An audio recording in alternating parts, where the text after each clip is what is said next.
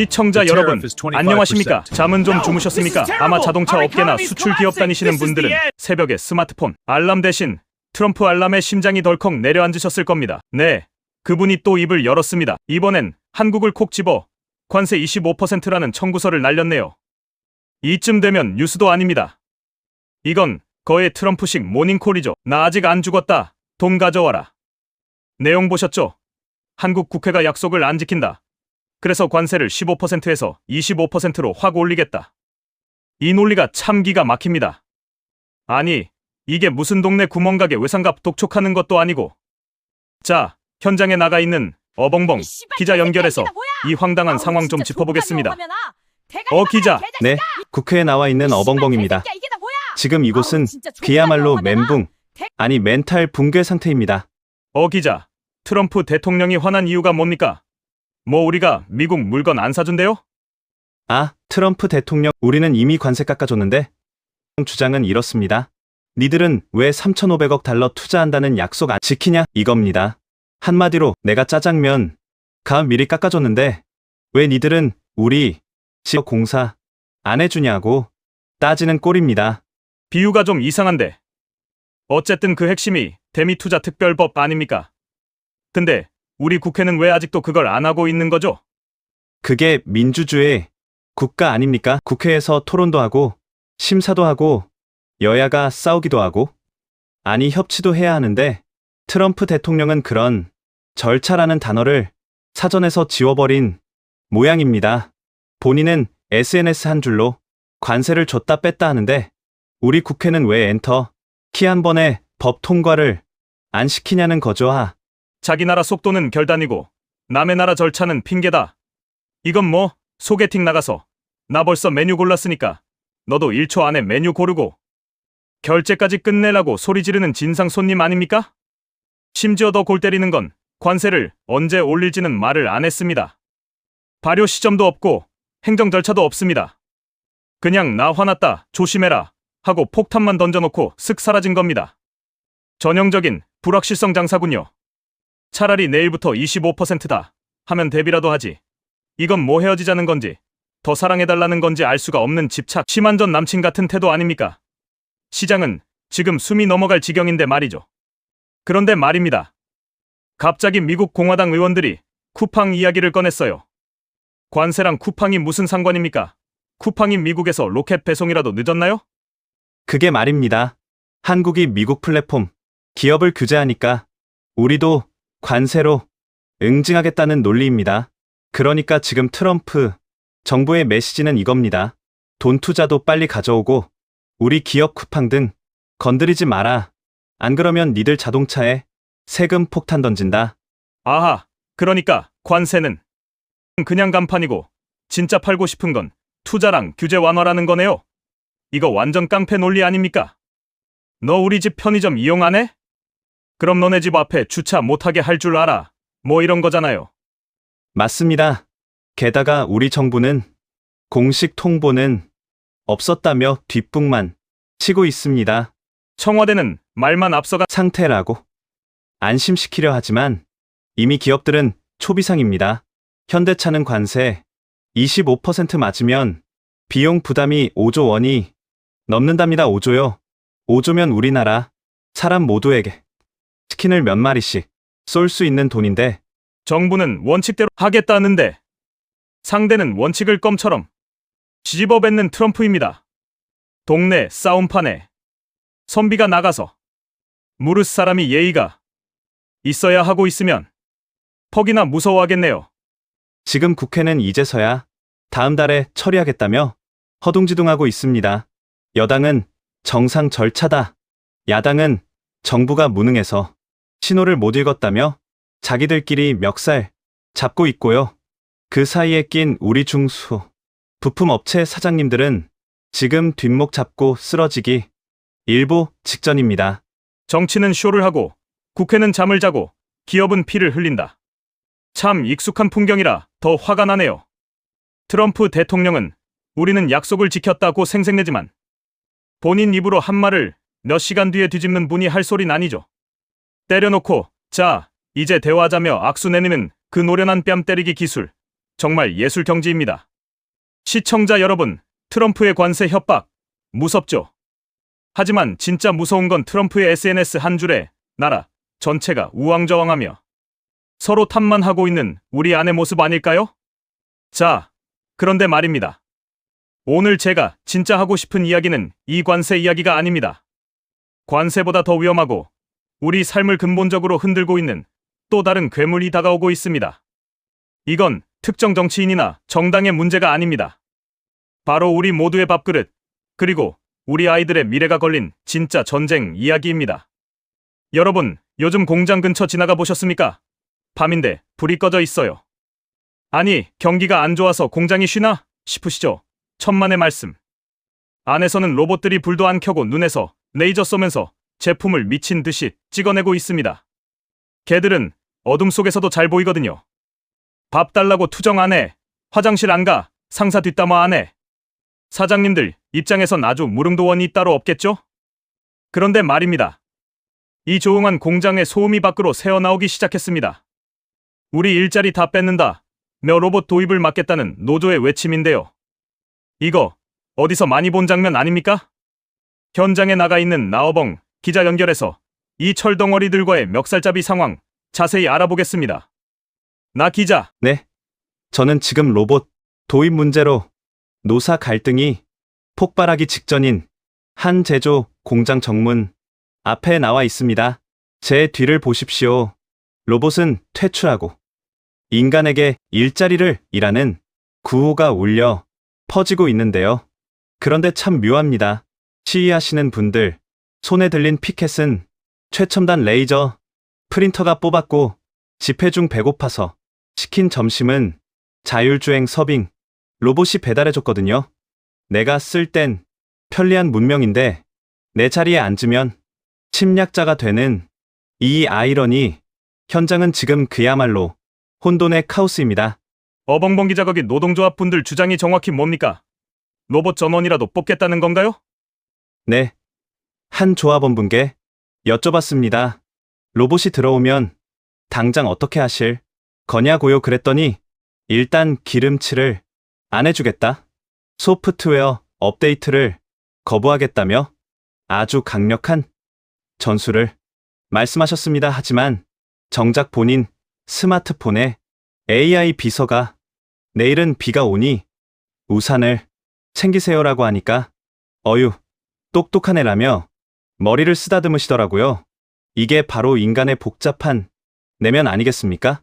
하이고, 나 기자. 그게 바로 러다이트 운동 2026년 버전 아닙니까? 옛날 영국에서도 기계가 들어오니까 망치 들고 가서 다 부쉈잖아요. 그런데 결과가 어땠습니까? 기계가 사라졌나요? 아니죠. 기계는 더 똑똑해져서 돌아왔고 그때 망치 휘두르던 사람들, 후손들은 지금 다 기계 고치고 프로그래밍하면서 먹고 삽니다. 이건 마치 이런 꼴이에요. 짜장면 시켰는데 서빙 로봇이 오니까 난 사람이 직접 가져오는 짜장면 아니면 안 먹는다면서 로봇 앞에서 젓가락 던지고 시위하는 격 아닙니까? 로봇은 감정이 없어서 주인님, 면 불어요. 빨리 드세요라고 무미건조하게 답할 텐데 말이죠. 앵커님 말씀이 맞습니다. 실제로 현장 전문가들은 일자리가 완전히 사라지는 게 아니라 양극화될 거라고 경고합니다. 로봇이 절대 못하는 아주 고차원적인 설계 업무, 아니면 로봇을 쓰기엔 단가가 안 맞는 아주 저렴하고 힘든 노동, 그 중간에 있는 평범한 우리들의 자리가 사라지고 있다는 겁니다. 동네마다 있던 주산, 학원 기억하시죠? 전자계산기 나오니까 싹 사라지고 컴퓨터 학원 생겼잖아요. 근데 그 컴퓨터 학원도 이제 AI한테 코딩 시키니까 사라질 판입니다. 이제는 학습이 아니라 생존의 문제라는 목소리가 커지고 있습니다. 자, 어벙벙 기자. 추운데 거기서 로봇이랑 기싸움 그만하고 빨리 복귀하세요. 나 기자 자기도 조만간 AI 리포터한테 밀릴지 모르니까 멘트 좀 똑바로 치시고요. 앵커님, 저 AI는 제2 어설픈 억울함을 흉내 못 낼 겁니다. 지금까지 어벙벙 기자였습니다. 시청자 여러분, 현실을 똑바로 봅시다. 로봇은 나쁜 놈이다라고 손가락질한다고 로봇이 멈추지 않습니다. 로봇은 노조 가입도 안 하고 24시간 불평 없이 일하는 사장님들의 꿈의 직원이니까요. 정치권도 정신 차려야 합니다. 지금이 좌냐우냐 따지면서 색깔론 놀이할 때입니까? 로봇이 벌어들이는 그 엄청난 부를 어떻게 나눌지, 일자리 잃은 국민들을 어떻게 다시 생산의 통로로 복귀시킬지 대책을 세워야죠. 이건 이념의 문제가 아니라 굶어 죽느냐 사느냐의 문제입니다. 기계와 싸워서 이기려 하지 마십시오. 기계를 부려먹는 주인이 될 준비를 하십시오. 준비 안 된 미래는 재앙이지만 준비된 미래는 축제입니다. 우리는 지금 축제를 준비하고 있습니까? 아니면 망치를 준비하고 있습니까? 여러분, 요즘 아프면 안 됩니다. 특히 밤에는 더더욱 안 됩니다. 왜냐고요? 이제 우리나라는 아픈 게 죄가 아니라 아픈 타이밍을 못 맞추는 게 죄가 되는 세상이 됐거든요. 부산에서 10살 아이가 감기 증세로 병원 갔다가 싸늘한 주검이 되어 돌아왔습니다.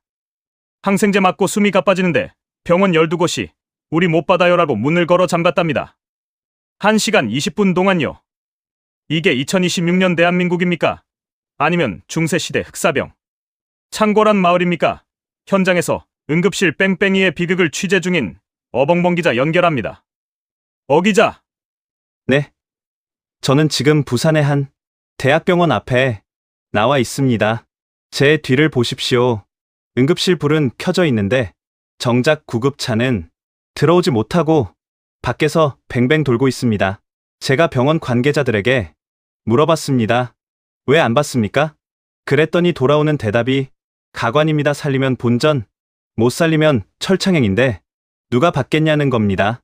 지금 응급실은 환자를 살리는 곳이 아니라 내 인생 조질, 환자를 골라내는 필터링 센터가 된 기분입니다. 나 기자. 그게 무슨 소리입니까? 의사가 환자를 골라봤다니요. 이게 무슨 맛집 예약 시스템도 아니고. 앵커님, 현실은 더 참혹합니다. 지금 의료계 분위기는 이렇습니다.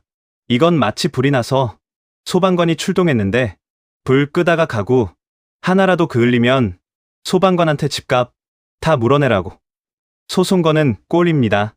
그러니 소방관들이 불 앞에서 저 집은 가구가 비싸 보여서 못 끄겠는데요? 라며 뒷걸음질 치는 상황인 거죠. 실제로 의사들은 환자가 무서운 게 아니라 환자 보호자 뒤에서 있는 변호사와 검사가 더 무섭다고 합니다.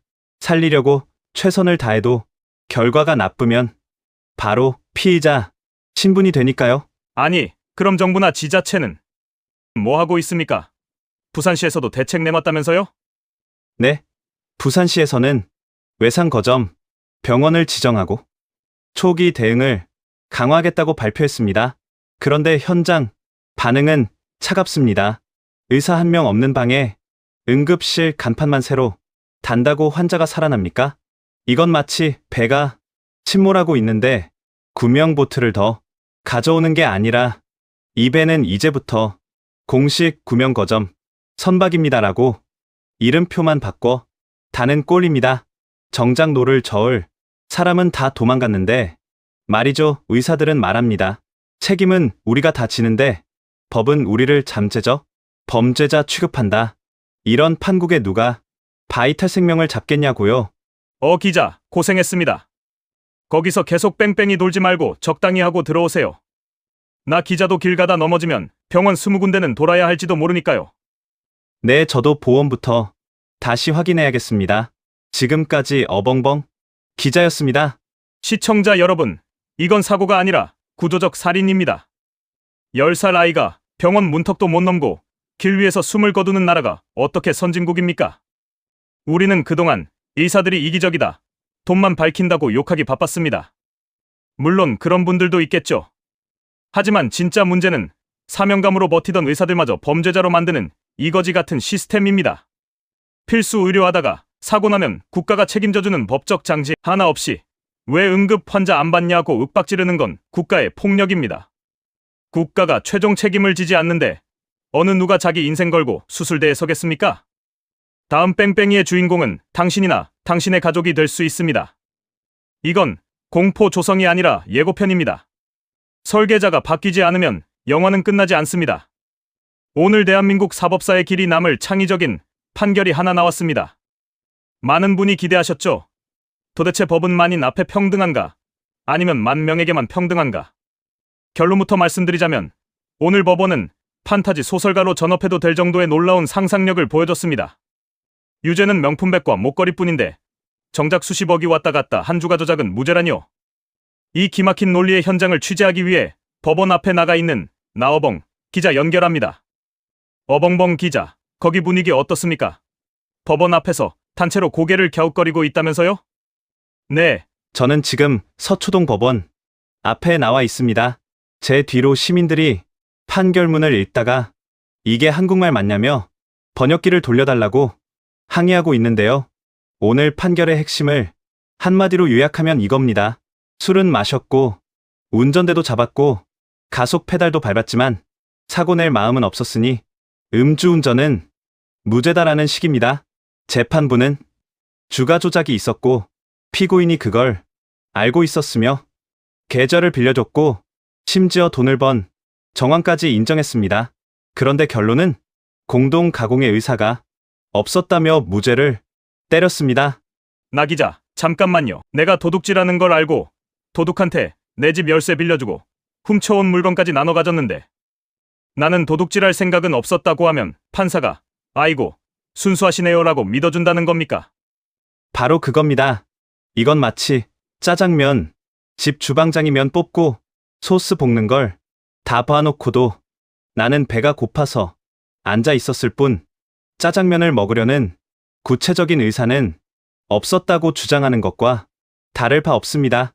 그런데 판사님은 그 주방장의 일기장까지 읽어주듯 어떻게 감히 대통령 당선인에게 돈을 달라고 했겠느냐며 피고인의 마음을 대신 대변해 주셨습니다.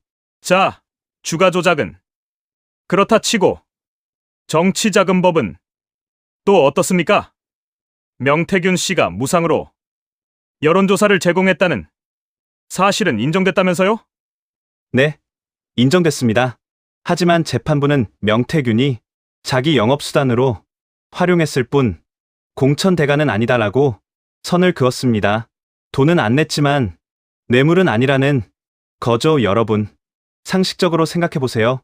세상에 어떤 영업사원이 수억 원어치 서비스를 공짜로 해준 다음에 아유, 제 영업수단이니까 그냥 드세요라고 합니까? 이건 마치 명품 매장 직원이 VIP 손님한테 샤넬백을 그냥 건네주면서 이건 제 실적 올리려는 영업활동이지 손님한테 뇌물 주는 거 아닙니다라고 하는 꼴 아닙니까?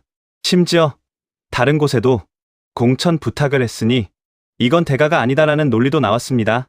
아니, 그럼 한 군데만 찌르면 유죄고 여기저기 뷔페식으로 다 찌르고 다니면 무죄라는 건가요? 범죄도 성실하게 많이 저지르면 분산 투자로 인정해주는 세상이 온 모양입니다. 기자, 고생했습니다.